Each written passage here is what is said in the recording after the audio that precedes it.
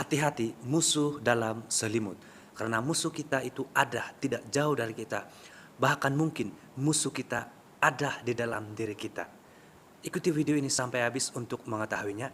Jangan lupa subscribe, like, dan share.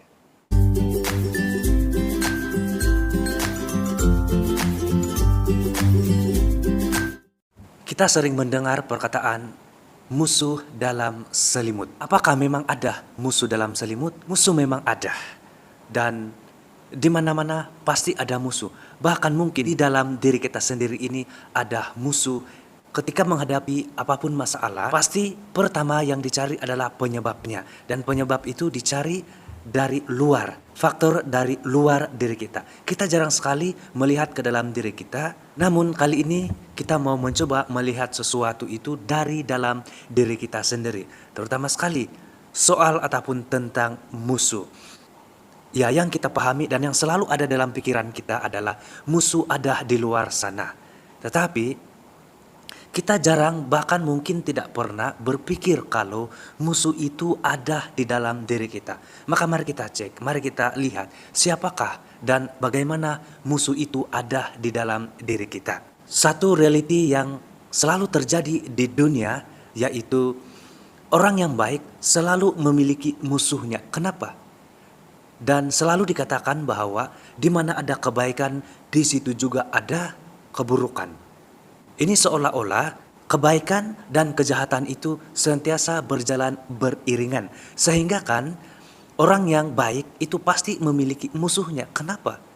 Padahal tidak ada orang yang ingin mencari musuh. Tidak ada orang yang mencari musuh. Terutama sekali orang yang baik itu tidak pernah mencari musuh. Namun kenapa justru orang yang baik memiliki musuh yang banyak? Semakin baik seseorang, semakin banyak pula musuhnya. Kenapa? Ini menjadi pertanyaan besar yang sukar untuk dijawab. Di mana ada kebaikan, di situ juga kejahatan ada. Bahkan kebaikan juga sering digunakan untuk melakukan kejahatan. Kebaikan tidak pernah mencari musuh, namun musuh itu sendirilah yang datang menyerang kebaikan itu. Memang tidak ada orang yang ingin melakukan kejahatan dan tidak ada orang yang mau menjadi orang jahat. Karena setiap orang pasti mengetahui dan pasti sadar risikonya kalau melakukan sebuah kejahatan.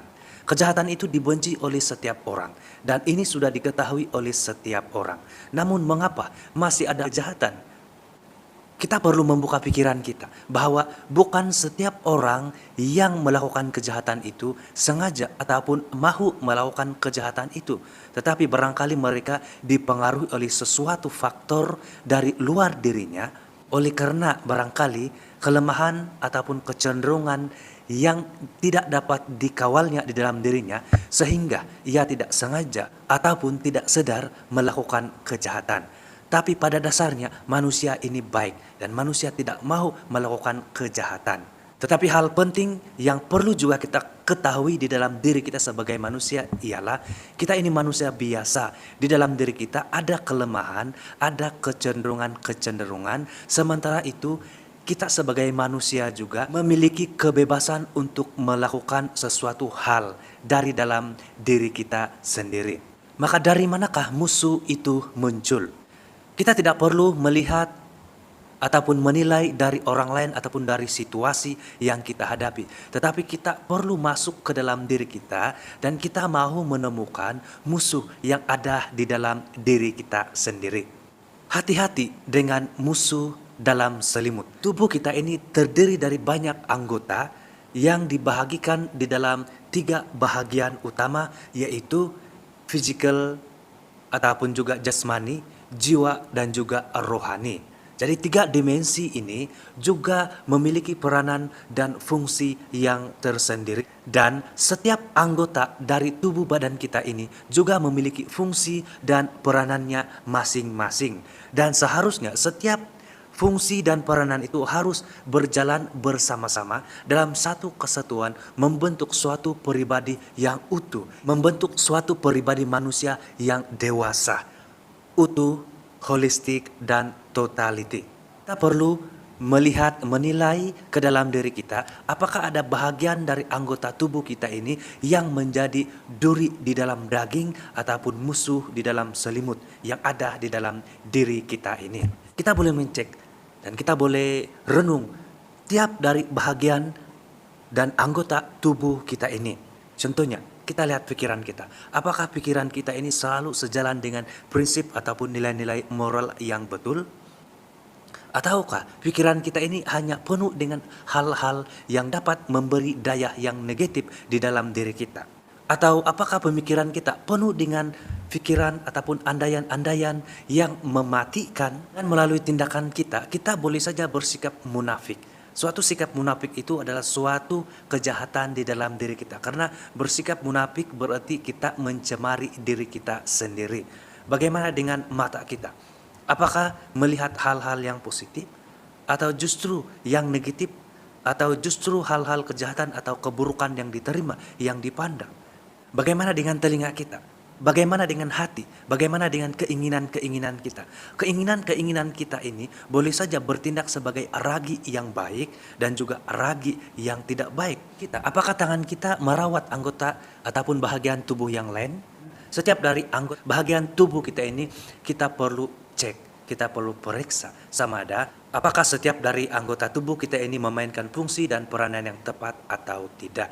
Dan boleh saja, bisa saja ada bahagian ataupun anggota tubuh kita yang tidak menjalankan peranan atau fungsinya secara tepat dan benar. Maka dari itu, musuh di dalam diri kita sentiasa ada.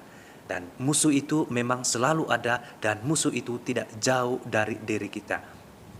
Sekali lagi, musuh itu tidak harus ada dari luar diri kita, tetapi musuh itu barangkali ada di dalam diri kita. Maka itulah yang perlu kita cek. Setiap dari anggota dan bahagian tubuh kita harus cek. Itulah yang perlu kita periksa untuk mencari dan menemukan apakah ada musuh dalam selimut di dalam diri kita ini sendiri. Di dalam diri kita perlu kenal pasti apakah ada bahagian dari anggota tubuh kita ini yang menjadi musuh kepada bahagian anggota tubuh yang lain. Apakah ada bahagian dari anggota tubuh kita ini yang mengkhianati bahagian tubuh kita yang lain? Barangkali ini suatu hal yang tidak pernah kita lakukan dan ya belum pernah kita lakukan. Sebagai manusia biasa, kita memahami diri kita ini, kita memahami siapakah diri kita ini sebagai manusia yang memiliki kelemahan, memiliki kecenderungan, baik itu kecenderungan melakukan yang baik maupun kecenderungan untuk memilih yang tidak baik. Dan kita sebagai manusia juga memiliki kebebasan untuk melakukan sesuatu. Nah, dari kelemahan, kecenderungan, dan juga kebebasan kita ini, boleh saja ada bahagian dari anggota tubuh kita ini yang terpengaruh melakukan ataupun bertindak melawan ataupun mengkhianati ataupun menyangkal fungsi ataupun peranan dari bahagian ataupun anggota tubuh kita yang lain. Maka sebelum kita mencari ataupun mengenal musuh kita di luar sana, kita harus mengenali lebih dalam di dalam diri kita sendiri. Mencari dan menemukan musuh yang ada di dalam diri kita. Karena musuh itu memang tidak jauh, bahkan barangkali ada di dalam diri kita. Maka pertama yang harus kita lakukan adalah kita taklukkan dan kita kalahkan musuh yang ada di dalam diri kita. Barulah kita mampu mengalahkan musuh yang ada di luar sana. Terima kasih sudah menonton video ini. Support, subscribe, like, dan share.